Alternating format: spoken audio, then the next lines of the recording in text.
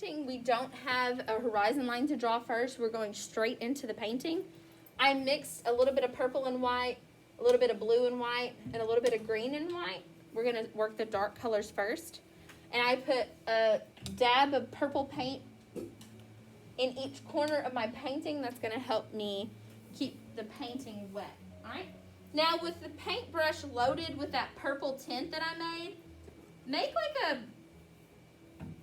upside down V shape like this with whatever colors you have on your brush, and then pick up some purple. Whatever you do to one side, I want you to then go do to the other. And then you'll get into that corner with the purple paint, and you can kind of blend that down.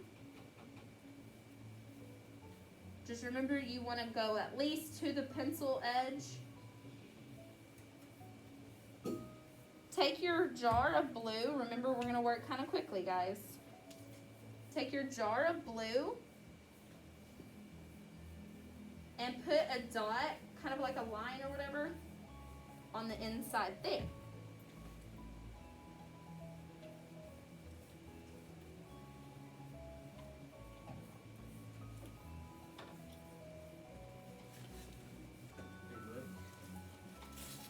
Blue on the canvas here. By canvas, I mean your paper. Okay. Purple in the. Now I'm going to load my paintbrush with some of that blue tint that I made, just to get a little bit of lightness in there. And now I'm going to go blend that blue in. And we are making really, really big shapes on our paper. Really, really big shapes. Okay. Because this whole thing is just sky. There's no grounds in it. It's all sky.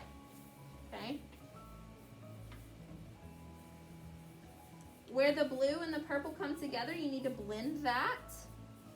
And if it has already started to dry a little bit and you don't like it, then dip your paintbrush in the blue a little bit, in the purple a little bit, and then take it back into your painting. Can you guys see my palette on the screen? Yes? So we've got a giant triangle. Okay?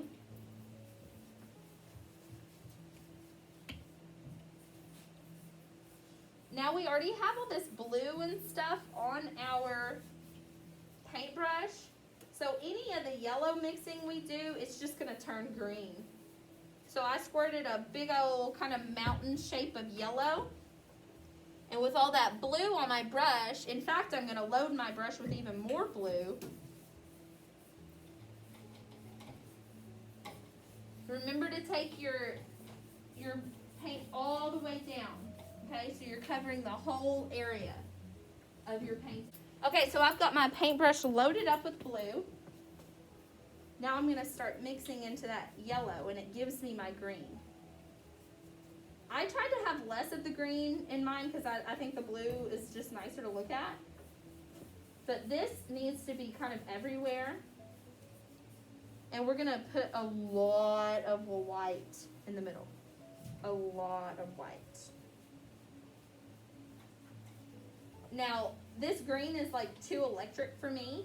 I don't like that. Where it meets the blue, the way that I'm going to resolve that is I'm actually going to use some of that turquoise that some of y'all bought, I think.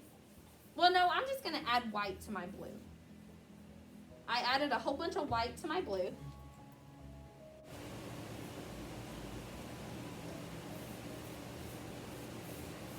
So I've got this light blue. If you have the turquoise color on your palette already, then you don't have to mix this. If you don't like this big green mountain, like I kind of don't. I don't think it looks bad, and it wouldn't look bad in the long run, but I want to blend it out more. So that's why I made this tint of blue to help mix it down. But if you like the green, then you don't have to do that. I want there to be a lot of contrast, so I'm going to start mixing a lot of white into everything. And I'm going to have you guys do the same. So if we have a lighter background than our dark trees, will stand out more.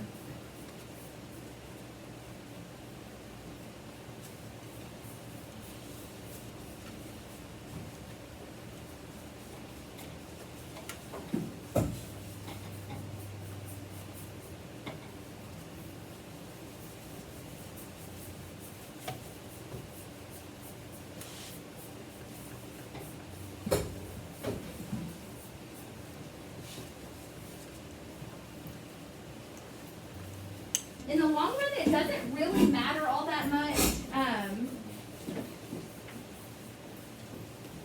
which colors are there as long as they're blended.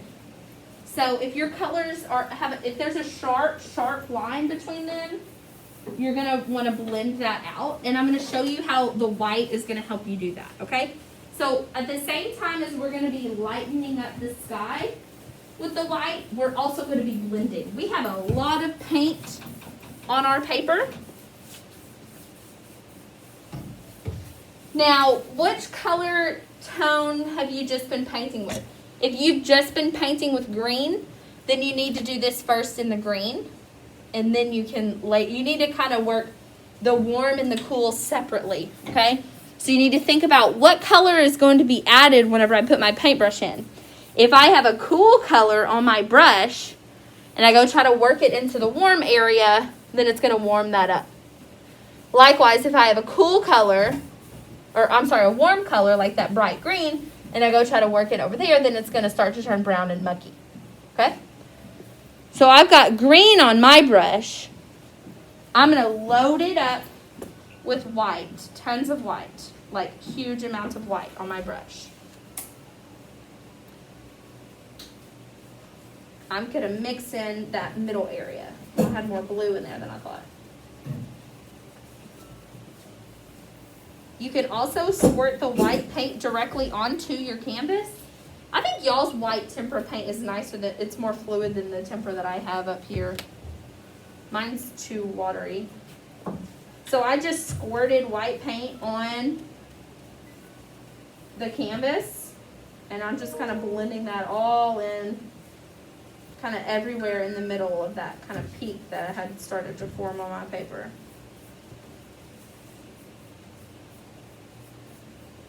White is, adds brightness, and it makes things look light.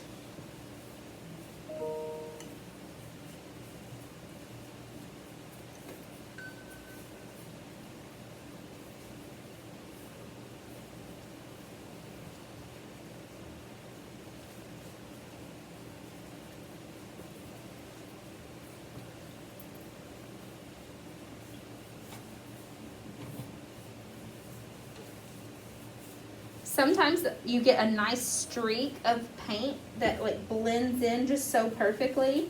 Leave that. If you like the way that looks, leave it in there. Don't over blend everything. It's okay to see brush strokes in a painting.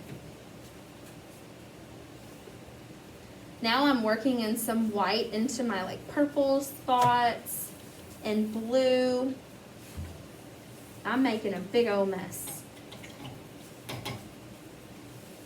You kind of have an issue of sliding around.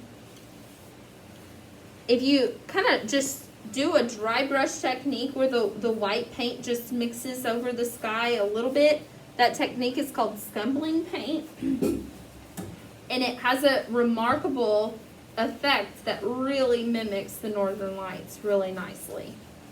So don't overblend everything is the point. Let it smear and leave it. Does anybody need just like an overhaul in their painting they feel? All doing good?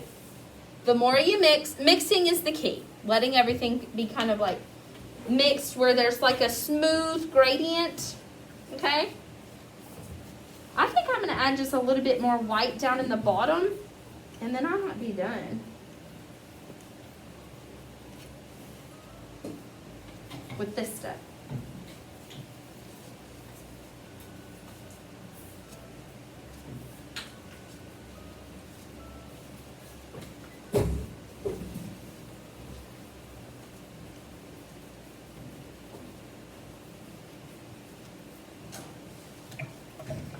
I'm letting my paintbrush take a big old bath now.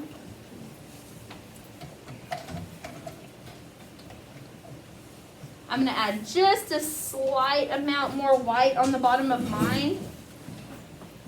You have the thicker tempera. I'm going to steal some of this white. And I'll get you some more. Oh yes, that white tempera is quite a bit thicker. It's way better.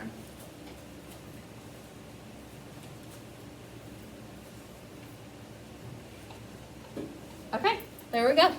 I have a super duper brushy background of Northern Lights.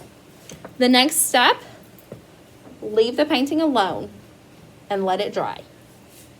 Then we'll go over the top with a black silhouette of trees, which anybody can do. We're going to use a different paintbrush to do it. I'm going to flick in some white paint first before we do that. We can actually do that now.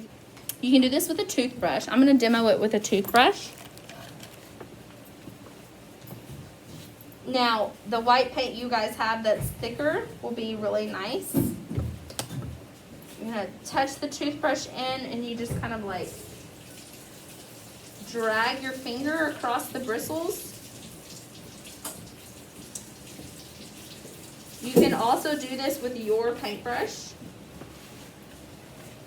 You just don't want it to be super wet because it'll make like too much of a mess.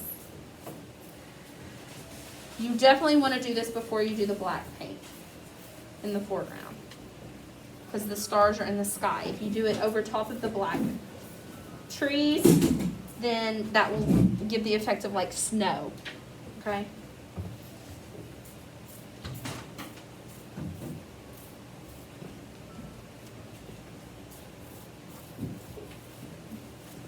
A little bit is fine. Flick some white specks on, and then after you do that, you're ready to let it dry. Final steps for your painting, only black, and you're gonna load this round brush up. Now the round brush, it will come back to a point once it's loaded up with the water. Now we are gonna be very loose with where the trees are, but the most important thing is that you follow the kind of perspective. So I am going to kind of sketch out on the painting so you can kind of see where my trees are going to go. They're going to follow this kind of formation. And it's okay not to have a whole ton of trees. In fact, I would start with just a few, render them, and then if you have time, you can do more, okay? So this is somewhat of the formation that I'm going to do. So I'm going to leave that on my painting and swipe your lines up, okay? It's going to be really hard to try to follow that. So swipe your lines up and they'll kind of taper at the end a little bit. So start with just the lines. Just a straight line in your black paint.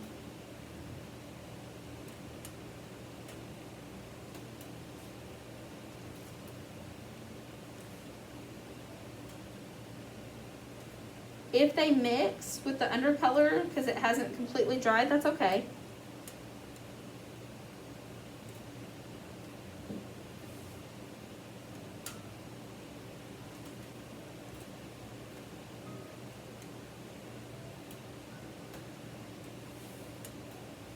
So kind of the angle of them is all a little bit similar. Now, I painted mine up a little bit closer to the center. You don't have to do that. That one would just be like a foreground tree, but you can have some that are obviously like thinner, scragglier, lighter, and shorter in the back. In all these branches, you are just going to flick, or I'm sorry, in all these trunks, you're just flicking some branches out. And it can be really loose. It doesn't have to be real perfect. Make some a little bit longer that have a secondary branch kind of coming off of them.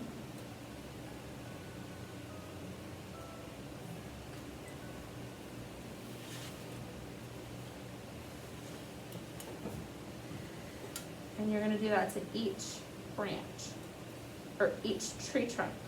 before, you need to do all of this rendering before you decide if you want to add more brushes or more tree trunks, okay?